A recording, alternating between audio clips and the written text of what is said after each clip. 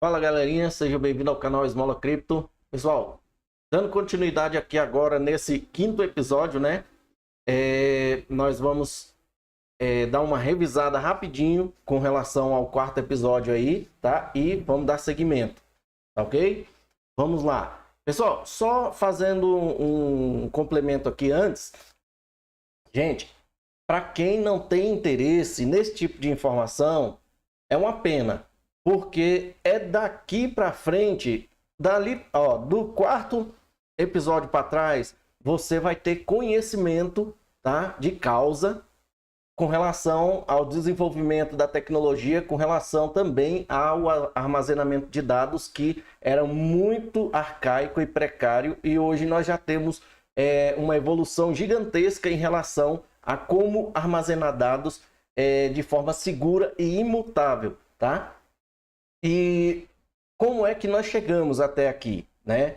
Dali do primeiro ao quarto episódio, a gente consegue ter essa noção. Daqui para frente, nós vamos ter a noção, depois que você pegar as informações que vai ser trago aqui para vocês, inclusive o sexto episódio, ele pode ser que demore um pouquinho mais, porque a pesquisa lá é mais minuciosa, tá? E já tem bastante informação, mas eu preciso deixar uma coisa bem embasada para a gente ter uma noção de como que nós podemos ter chegado ao Bitcoin e ao XRP. Preste atenção, quem está acompanhando vai gostar, tá bom? Então, nós vamos aqui para continuar o nosso episódio, né? No caso aí, eu só não entendi por que ele está muito acima, né? Eu posso ter mudado aqui essa bordazinha por algum motivo, não sei. Mas tá cortando ali em cima, mas é o que tá escrito aí mesmo, tá? No episódio anterior, né? Nós falamos aí, o título era Por que Linus Torvald não poderia ser Satoshi Nakamoto. Nós vimos que Linus Torvald tem um temperamento muito forte ali, né? Assim como Charles Hoskinson, quando é para defender ali os seus ideais, né? E quando ele foi escrever a sua mensagem, né? Para deixar a informação para o pessoal que ele queria, estava compartilhando um kernel de um sistema operacional, ele simplesmente citou, né, que homens eram homens antes, né, porque não tinha Microsoft, você mesmo poderia desenvolver alguma coisa, e se alguém desenvolveu alguma coisa para funcionar em algum equipamento, você poderia modificar, porque não existia o copyright, né, não existia você pagar royalty por software, e a Microsoft foi a primeira, depois a Apple, a trazer esse tipo de coisa. Eu acho que de repente a Apple é porque a Microsoft ela tem uma ligação muito forte com a Apple também, tá? E com isso surgiu a questão financeira, né? Que eles estavam correndo uma corrida financeira entre eles lá. Tanto é que a Xerox não foi dessa forma, né? Então, o que é notadamente, né, e deixa claro que com a forma com que as empresas lidavam com essas licenças e softwares de código fechado, né, os diminuía cada vez mais como homens livres, né, para desenvolver. Ele até poderia desenvolver um tipo de drive secundário ali, né, mas igual acontece hoje no Linux, os fabricantes, eles desenvolviam os seus drives, mas deixavam as especificações do hardware livre para que eles desenvolvessem também um drive para o Linux. E lá na época do Windows, a Microsoft não dava esse direito, tá?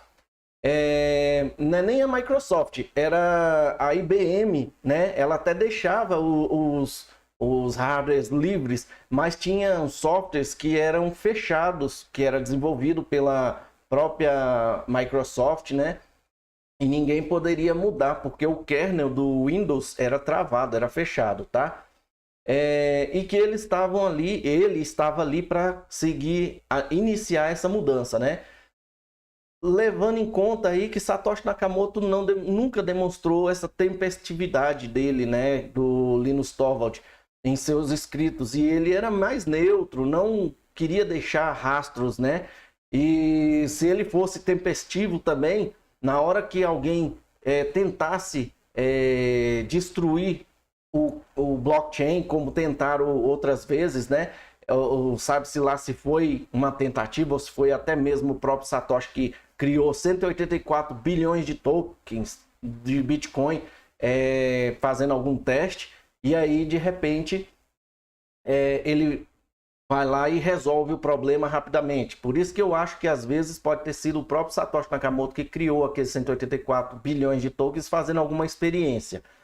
E ele nunca tratou ninguém mal, né? Por algum motivo, sabe-se lá qual, né? Outro detalhe é o narcisismo do Linus Torvald, né? Em nomear o sistema operacional Linux com parte do seu nome, que é Linus, né? Ele tirou o S e botou o X de Unix, né? Que forma ali a palavra Linux, tá bom? Talvez ele fosse o Satoshi, né? E usaria, se ele fosse o Satoshi, ele iria usar ali em vez de Bitcoin, Linus Coin, né? Será que seria assim? Pois é, por isso que é um dos motivos que ele não é o Satoshi. Ele tem dois motivos para que ele não seja o Satoshi. Um é esse narcisismo, né? É a tempestividade dele. E o outro é a linguagem C++, que está citada aqui embaixo de laranjado, porque ele era avesso ao C++ e é até hoje, tá? Ele não gosta da linguagem C++ para desenvolvimento, porque ele acha que a linguagem ela segura muito ali a liberdade de você desenvolver, ainda porque C++ é uma linguagem proprietária, né? E a linguagem C, ela é mais livre, tá? Ela é mais aberta para você desenvolver. E foi por isso que ele criou. E a única coisa que parece dar mesmo assim uma chamada para que ele poderia ser o Satoshi, seria a forma com que ele escreveu a frase, o início da frase dele, né? E possivelmente o Satoshi usou o início da mesma frase, né?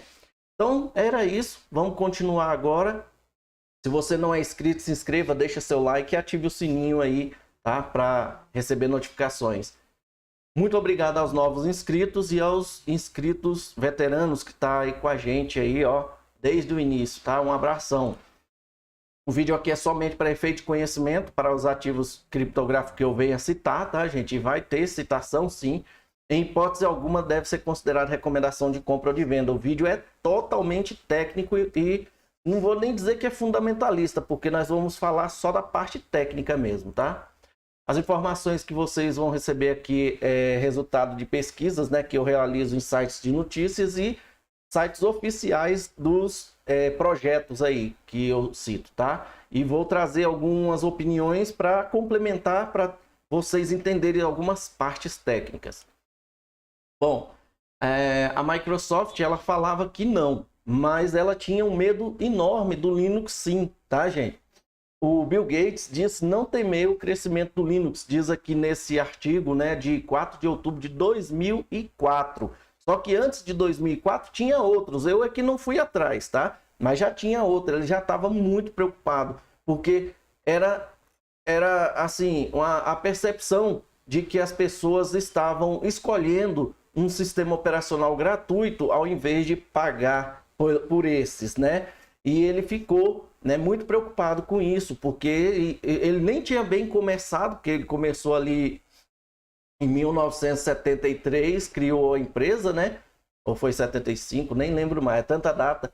E em 1985 ele lançou o Windows. Só que antes eles estavam trabalhando com a IBM na base do PC-DOS, né? Que é uma versão, foi criada para o IBM PC, né? PC, para quem não sabe, ai, meu Deus.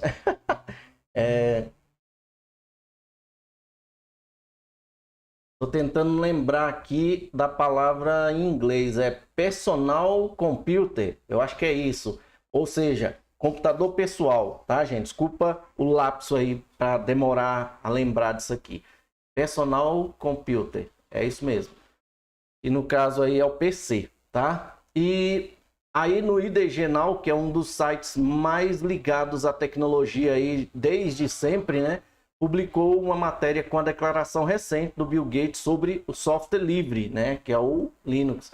Alguns trechos, né? Igual eu tô trazendo aqui. O presidente e chefe, né? Da Microsoft, o CEO, que eles chamam hoje, mas antes chamavam chefe de software e arquitetura da Microsoft, o Bill Gates, declarou na sexta-feira, dia 1º de outubro, e aqui saiu no dia 4 de outubro, que não teme, né, o sistema operacional de código aberto Linux, né, que ele roube espaço do Windows, da indústria de software. Gates contestou ainda declarações de que o sistema operacional da Microsoft vem perdendo espaço em servidores.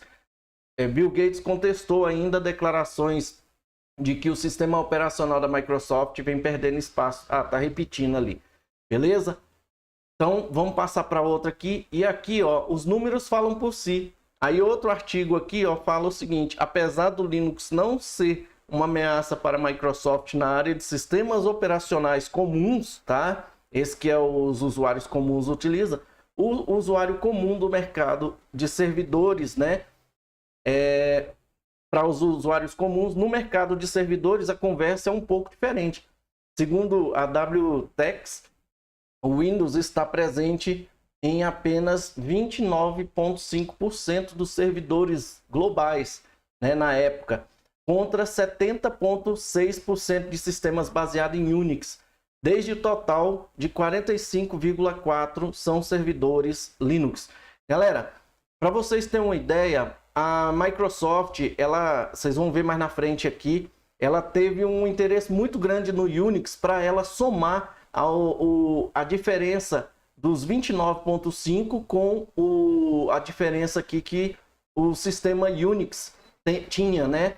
Porque só o Linux já tinha 45%, tá? E antes do Linux, quem dominava aí, né, reinava, era o Unix. Depois, Microsoft, porque o Unix ele é um sistema de camadas e você tinha uma segurança fenomenal. Era o sistema operacional mais seguro do mundo. Qualquer um que falasse assim, eu uso Unix no meu provedor de internet, eu uso Unix no meu provedor de host, né, de página da internet, e ninguém ficava preocupado se ele ia ser atacado ou não, tá? Mas, vamos lá. A Microsoft não sabe disso, né?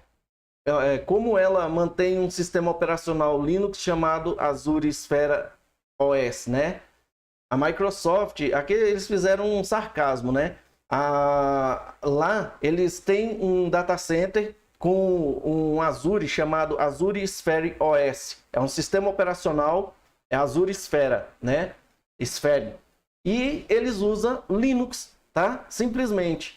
Este sistema possui um foco em internet das coisas, rodando aplicativos isolados em um sandbox. Quando fala sandbox, é uma máquina virtual, tá? Garantindo uma melhor segurança. Ele está disponível para os usuários da sua plataforma Cloud Azure. Ou seja, qualquer um pode usar, comprar licenças para utilizar esse sistema aí, tá? E ele é baseado em Linux. E aqui, ó, lembra de projetos de criptomoeda onde os maximalistas de Ethereum e Bitcoin dizem não temer o XRP e também a Cardano?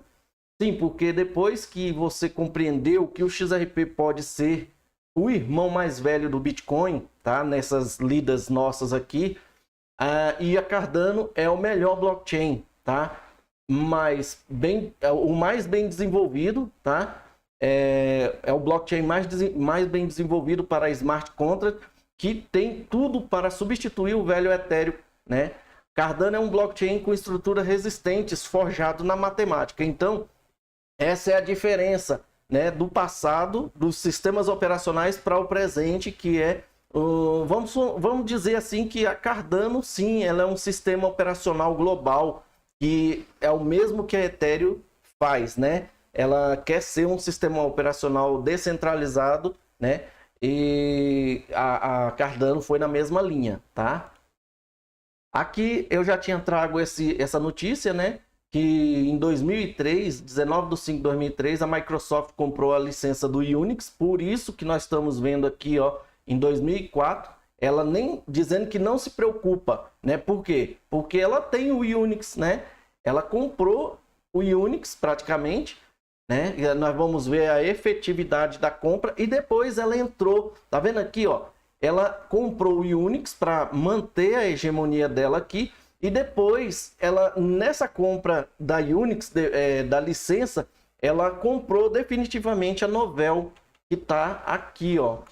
Nessa daqui, ó, o dia em que a Microsoft comprou a Novell, no dia 23 de 3 de 2015, onde ela já vinha, né, desenvolvendo em Linux também, para tomar ali, tomar não, ela criou, né, esse Azure Sphere OS aqui, baseado em Linux, tá?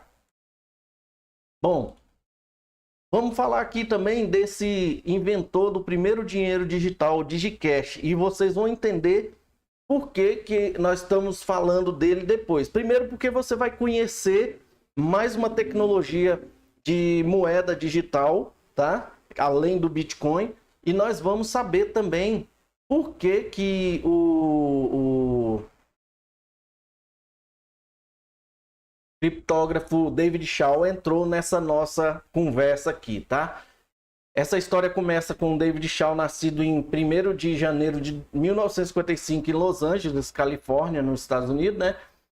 É um doutor cientista da computação e criptógrafo, formado na Universidade da Califórnia. Conhecido como o pioneiro em criptografia e tecnologias de preservação de privacidade. É também reconhecido como o inventor do dinheiro digital. Sua empresa chamava-se DigiCash, criada em 1990. E estava, lembra? 1990, depois em 1991, o Linus Torvald estava anunciando que estava desenvolvendo um sistema operacional. Olha a timeline acontecendo aí, né? Criada em 1990 e estava sediada em Amsterdã. Lá trabalhavam com projetos do governo para substituir cabines de pedágio, que acabou sendo cancelado, e parcerias com a Maersk Electronic International para fornecer tecnologia de cartão inteligente. Olha a sacada. Esse cartão inteligente, gente, é semelhante ao que chamamos hoje de carteira de hardware, tá? Que as LED Nano, as Trezors, né? Então, era isso o cartão inteligente que o David Shaw estava trabalhando. E a nova onda do dinheiro digital da DigiCash aí? O principal projeto da DigiCash foi seu sistema de dinheiro digital, o eCash. O sistema foi chamado de eCash, enquanto o dinheiro no sistema foi apelidado de Cyberbook, que equivale a dinheiro cibernético, tá? Então, imagina que o projeto, o nome da empresa era DigiCash, o nome do dinheiro digital era o eCash e o eCash, né, ele era o dinheiro no sistema, né, e o Cyberbook era era apelidado ali, né, o sistema era o eCash e o dinheiro era o Cyberbook. Comparável aí ao uso da letra maiúscula para Bitcoin, que é o sistema operacional ali, o sistema operacional, ó, o blockchain, né, Bitcoin, que é o protocolo, e o Bitcoin com letra minúscula é o dado para moeda. Se você vai se referir ao Bitcoin, se você está falando da moeda, você só escreve em minúsculo. Se você está se referindo ela ao blockchain, né, no geral, aí você escreve com letra maiúscula, tá, gente? A primeira moeda digital do mundo que foi criada, né, na década de 90, que é o eCash, permitindo que o usuário realizasse transações anônimas e não rastreáveis, usando a tecnologia de assinatura cega, que é uma patente do David Shaw, tá? E teve sua aplicabilidade direcionada para bancos. Quem é, gente, que criou primeiramente aí o seu blockchain, o seu projeto direcionado para bancos, né? Coloque aí nos comentários. Eu não vou responder essa não, é você que vai responder. Caso de uso do eCash. O eCash de David Shaw era um conjunto de protocolos criptográficos que um banco ou o governo seriam incapazes de rastrear pagamentos pessoais realizados online. Aí a gente volta aqui. Se ele tem a sua aplicabilidade direcionada a bancos, né? Realizava transações anônimas e não rastreáveis, como que ele queria oferecer isso para os bancos, né? Então tá aqui, ó. Ele possuía um conjunto de protocolos criptográficos que um banco ou governo seria incapaz de rastrear, né? No caso aí, os pagamentos pessoais realizados online. E o eCash era um sistema de caixa eletrônico digital e foi licenciado em 1995. Ele tinha licença, gente, para funcionar, tá? Não era igual os outros que chegava e ia fazendo de qualquer jeito, não. Primeiramente para o banco é o Twin Bank de St. Louis, nos Estados Unidos. Foi o primeiro a usar, né, essa licença. E no início de 1996, um dos maiores bancos do mundo se juntou à DigiCash, o Deutsche Bank. E o Credit Suisse foi o segundo grande banco a entrar também no projeto do eCash do David Shaw. Vários outros bancos em diferentes países se juntaram mais tarde, incluindo a Australia Advance Bank, esse Norske Bank da Noruega e o Bank Austria também. Aqui tem os logotipos deles, né? E algumas curiosidades. Aqui é um prédio da Mark Twain, né? Twain. E essa imagem aqui, ó, é que eles usavam no Mark Twain para avisar que eles aceitavam o eCash. Lembra daquele símbolozinho que fica lá do Mastercard, Visa e outras moedas e outros cartões de crédito lá embaixo? Eles colocavam isso aqui. E aqui, ó, um desenho de 3 moedas, né? Rachadas aqui, ó, como se eles estivessem prevendo que a moeda em si, o físico, ia se acabar, né? Fora que essa daqui, ó, o MEI, era a empresa que criou, né, o sistema, esse sisteminha aqui, ó, que nós falamos. Cadê ela? Essa aqui, cadê? Qual que foi aqui, gente? Eu acho que foi aqui. Aqui, ó.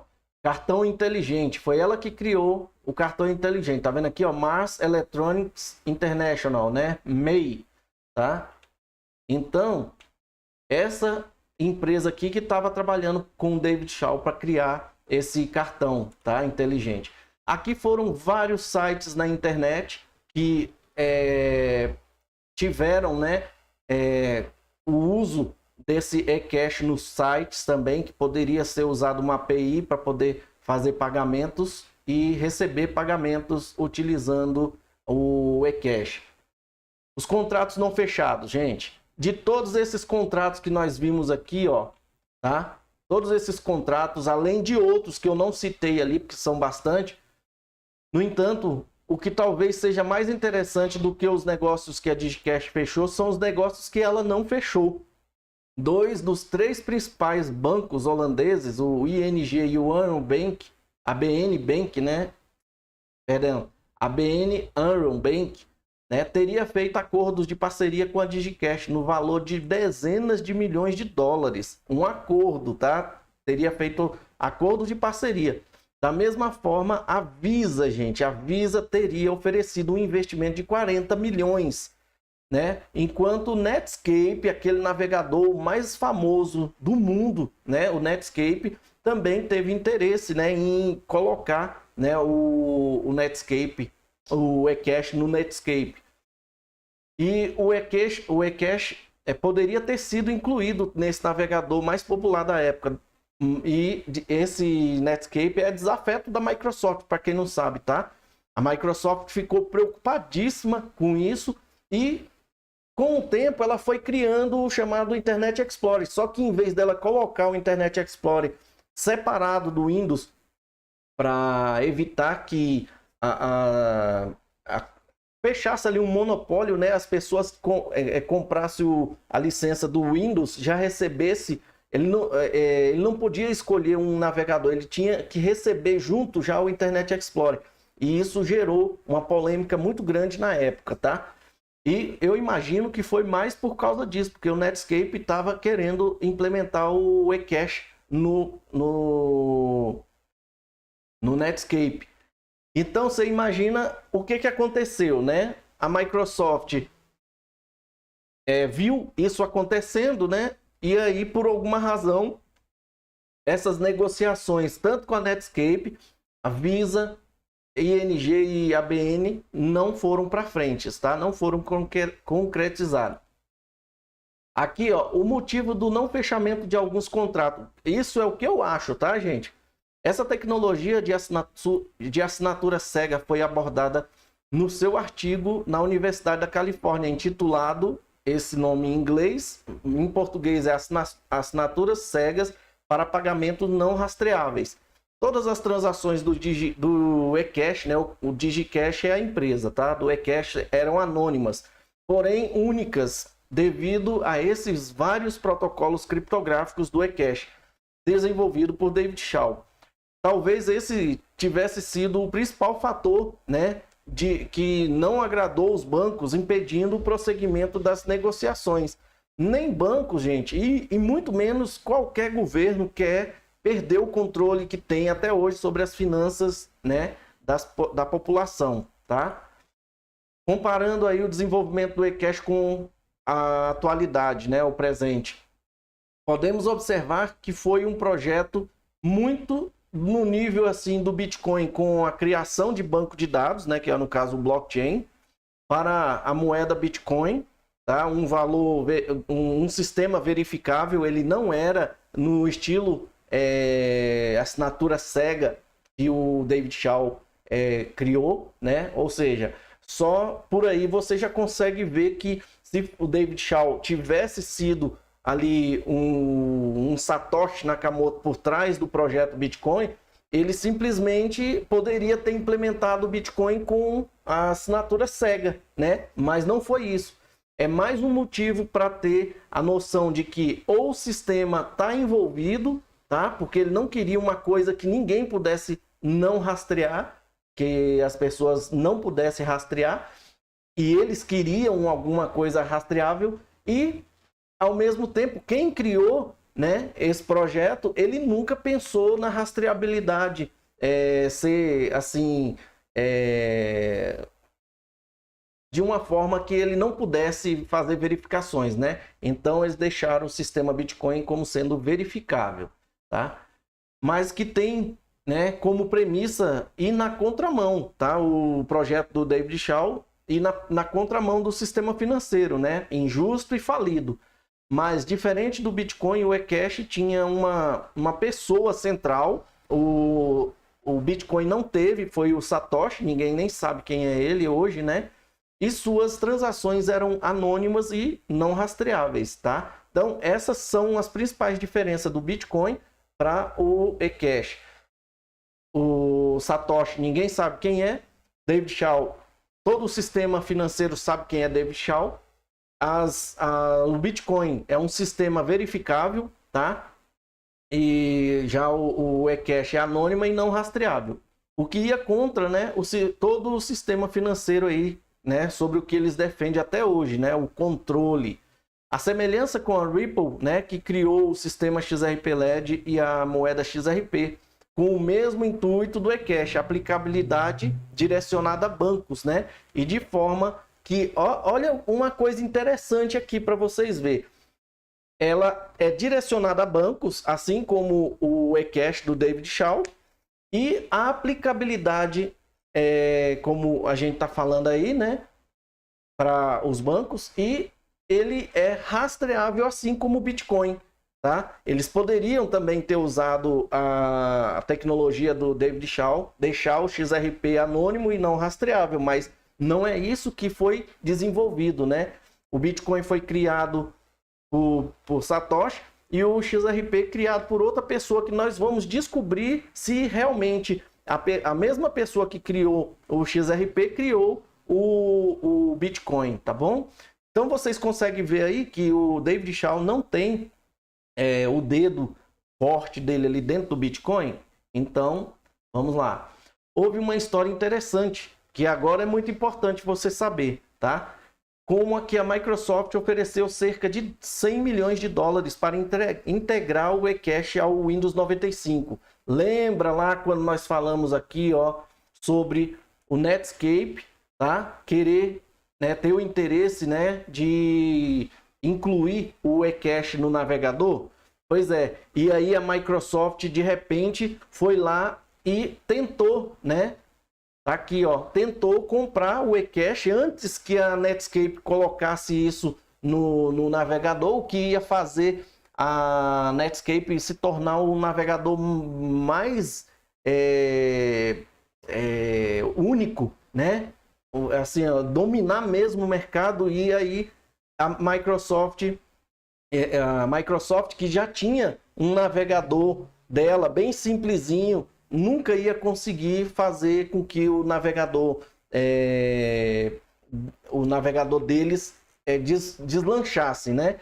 Aí, de repente, no Windows 98, eles foram lá e colocaram o Internet Explorer embutido no Windows 98.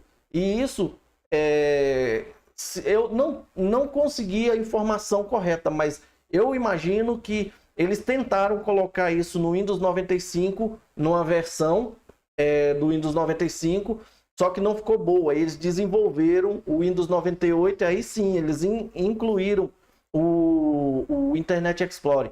O que fez com que o Netscape não entrasse no eCash, né?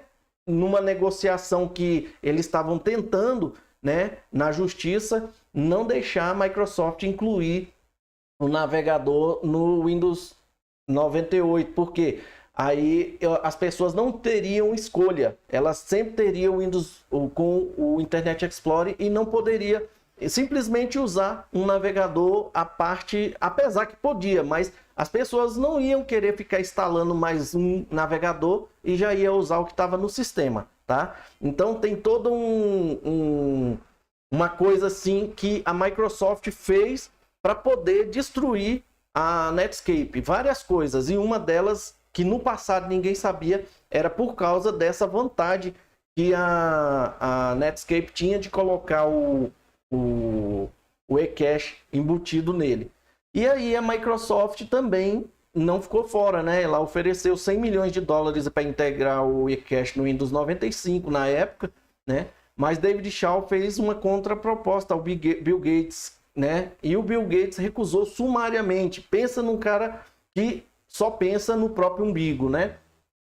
David Shaw queria só 2 dólares por cada venda do sistema operacional Windows 95 que usasse o eCash embutido. Apesar de não ter conseguido fazer o seu projeto alavancar, houve muitas perspectivas de acordos, né, com a Visa, que quase aportou os 40 milhões de dólares no projeto. E por último, por pouco, o Citibank também não embarcou nesse projeto, tá? David Shaw foi à falência, né, em 1998, pouco antes da decolagem do e-commerce mundial. O e-commerce é esse boom que teve na internet de lojas virtuais, tá, gente? Em resumo aqui, o eCash estava dominando o mercado, né, financeiro. Quem é que está dominando o mercado financeiro na questão dos blockchain hoje, gente? Coloque aí nos comentários. O mercado financeiro de pagamentos digitais bancários, inclusive o internacional, já estava se deslanchando, né? Despertando aí interesse até da Microsoft, dona do Internet Explorer, criado alguns anos depois para ser o maior concorrente do navegador Netscape, que se interessou pelo eCash. A Microsoft, desde a sua origem, é uma empresa que não respeita o concorrente. Eles aprenderam que se não dominam aquele segmento, no caso aí o eCash, por exemplo, ou o Netscape, eles compram, tá, o concorrente. E se não o compram, não conseguem comprar ele, eles tentam um acordo, né? como eles não conseguem, às vezes não conseguem um acordo, eles vão lá, né? Mais um que eles sejam os maiores beneficiários ali, né? Claro, o acordo que eles têm que fazer, eles têm que ser o beneficiário. Se eles não forem, não tá valendo, né? Então, se eles não conseguem um acordo que eles tenham maior benefício, né? Eles fazem de tudo para tirar o concorrente de circulação. E assim foram dominando o mercado, né? Vários mercados dessa forma, tá? Eu só não estou dizendo que a Microsoft tem alguma coisa a ver com a falência do David Shaw, né? E o DigiCash. Mas os bancos se afastaram de forma estranha quando a Microsoft começou a querer a colocar o eCash no Windows 95, tá? Então, o que vocês acham, gente? Será que a gente tá vendo aí mais uma vez, né? Desde sempre, né? A Microsoft fazendo esse tipo de coisa. Lembra que ela, logo que lançaram aí o Ethereum, ela já entrou para dentro do Enterprise Ethereum Alliance, né? Ajudou a fundar o Enterprise Ethereum Alliance para ela começar a desenvolver ali o Azure, né? O Azure tem um blockchain e esse blockchain é baseado em Ethereum. E esse blockchain está sendo usado juntamente com a Swift para fazer as suas remessas internacionais, que é o chamado SwiftGo, tá? Para quem não sabe. Então, nós estamos vendo aí um processo gigantesco contra uma empresa que se comporta como se fosse um eCash lá no passado, né? E focado para bancos e instituições financeiras, e que recebeu um processo assim, sem mais nem menos, com os funcionários de quem processa a Ripple, né? Eles simplesmente estão envolvidos diretamente com Ethereum. E quem está envolvido com Ethereum também? JP Morgan e Microsoft, tá? Então é isso, galera. Era isso que eu queria trazer para vocês pensarem, começarem a definir o que vocês acham da Microsoft em si, né? E como que nós estamos chegando nisso. Agora, no próximo vídeo, eu quero ver se eu já começo a trazer algumas informações sobre o próprio Jed McCaleb, tá bom? Galera, eu agradeço demais a atenção de vocês. Espero que vocês tenham gostado dessas informações. É muito difícil a gente emendar os fios e às vezes a gente tá falando aqui mesmo com a informação escrita, né? Porque tem que escrever, porque se não escrever você não vai lembrar de tudo e às vezes vai deixar alguma coisa passar batido.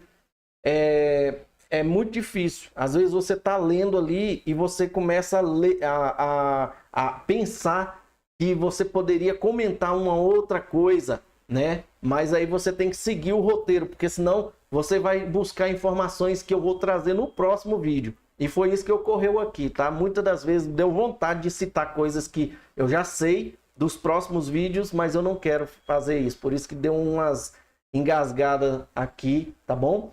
Galera, muito obrigado, fique com Deus e até o próximo aí.